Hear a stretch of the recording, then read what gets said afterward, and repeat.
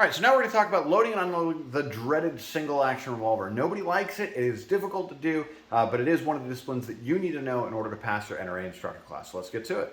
All right, so very first thing you're going to do is you're going to make sure that you pick up the revolver with your left hand, and it's going to be your support hand the entire time.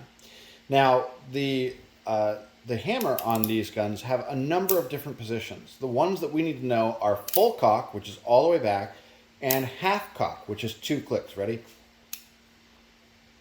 2 clicks back. That's half cock.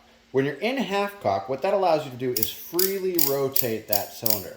The first thing that we're going to look for when you pick up that firearm is it's probably going to be on the table with the hammer at half cock and the gate open. But even if the gate's closed or the hammer is all the way forward, either way, that's totally fine. We still need to bring it back to half cock, which is 2 clicks. 1, 2, and then open that gate. Very first thing we're going to do is we're going to check all those cylinders to make sure that they are empty before we carry on. And snap caps. So on a single action revolver, there's a couple of basic things that we need to know. So as we look through this revolver, we're going to keep it exactly in that 1/4 inch safe direction. Remember, that 1/4 inch safe direction must be maintained for every single exercise there is. But what I'm going to be doing is going over some of the basic parts of this single action revolver. What you're going to see back here is called a gate. What the gate does is allow you to open it up and put your rounds in. This is your hammer. We're going to get more into that in a second. And then this is your ejector rod. See this little button up here? This is what allows you to eject the rounds out as you are opening it, as you are unloading it, because as you see, this revolver doesn't have a way for that cylinder to just pop open like the single action revolver or the double action revolver does. So as we're handling this revolver, the very first thing you're going to notice is that we are always in that 1/4 inch safe direction the entire time. So the hammer, getting back to the hammer, it's got a number of positions that it can be in, but for the purpose of this video, we're going to talk about the 2 positions that you're going to want to know about. First is full cock. All the way back, that is full cock. Now, in order to get that hammer forward, what we need to do is we need to hold that hammer all the way back. Keep pressure on that hammer.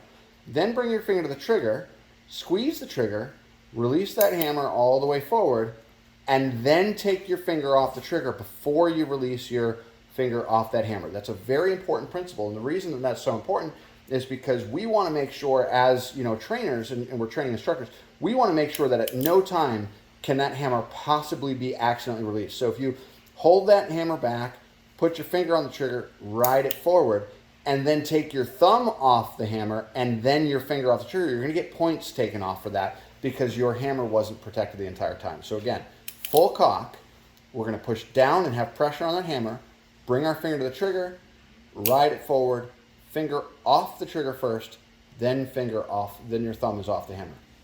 Now, the second position that you need to know about is half cock. What half cock is it's 2 clicks back, all right? Ready? So listen to the 2 clicks. That's 1, 2 clicks back. What half cock does is allows that cylinder to rotate freely. And now your cylinder can be rotated into, while you're loading, you can check to see if it's unloaded and things like that. Typically, you're going to walk up to the single action revolver on the table in this fashion. So the hammer will be at half cock, the gate will be open. But even if the hammer is not at half cock and the gate's closed or whatever the case may be, even if it's like this, you should still be able to operate it, no problem. So the very first thing we're going to do when we open up that, when we pick up the revolver, is we're going to have it in our left hand and we're going to make sure that we're at half cock. So again, 1 click, 2 clicks. We're now at half cock. We can now rotate that cylinder properly. And as you notice, what I'm doing is I'm maintaining that 1/4 inch safe direction. I'm maintaining my position of that muzzle at all times. So very first thing we're going to do is we're going to check that cylinder and make sure it is entirely empty.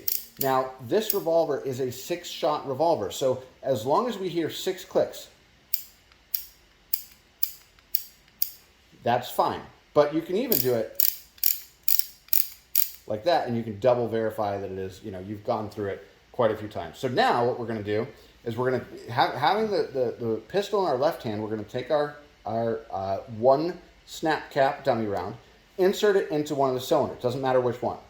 Then what we're going to do is we're going to go ahead and close that gate and get into our grip.